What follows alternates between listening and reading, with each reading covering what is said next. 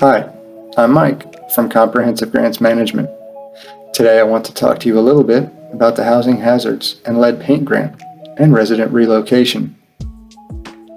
Hazard mitigation and other similar modernization projects can sometimes lead to a need to temporarily move residents from a unit so that construction crews and rehabilitation work can have complete access to the unit and effectively remove the hazard entirely and make the unit safe for the residents to return. In the case of the Housing Hazards or Lead Paint Grant, the costs associated with resident relocation can be covered by the grant award. Temporary relocation of residents for the purpose of this grant must be carried out in compliance with HUD Handbook 1378, Tenant Assistance Relocation and Real Property Acquisition, as well as the Capital Fund Guidebook.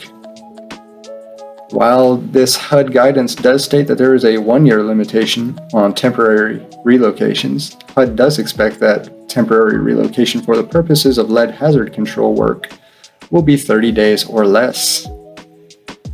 To ensure that you are effectively covering your costs, the Housing Authority will need to ensure coordination, and communication with the persons who will be temporarily relocated.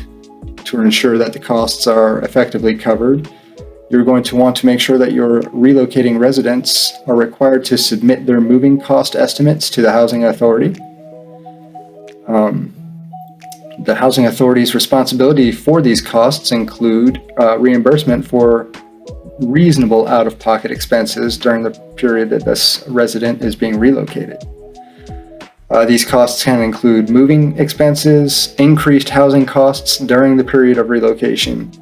The Housing Authority needs to guarantee that the resident will be able to return to either the same unit or another unit in a similar building. And the Housing Authority needs to guarantee a limitation on any rental increases of the rehabilitated unit.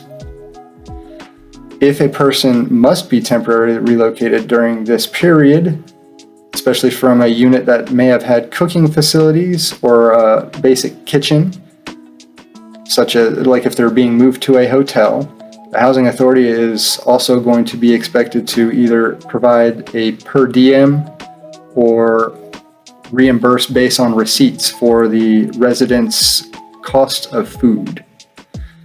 Some other costs that can be included are costs of disconnecting and reconnecting utilities. These can be covered with either a direct payment or a reimbursement based on receipts. So these costs that are associated with the relocation activities can be included in your grant award in addition to the hazard mitigation costs alone. So thank you for taking the time. Hopefully this clarifies a little bit about the resident relocation flexibility that is included in the Lead Paint and Housing Hazards Grant.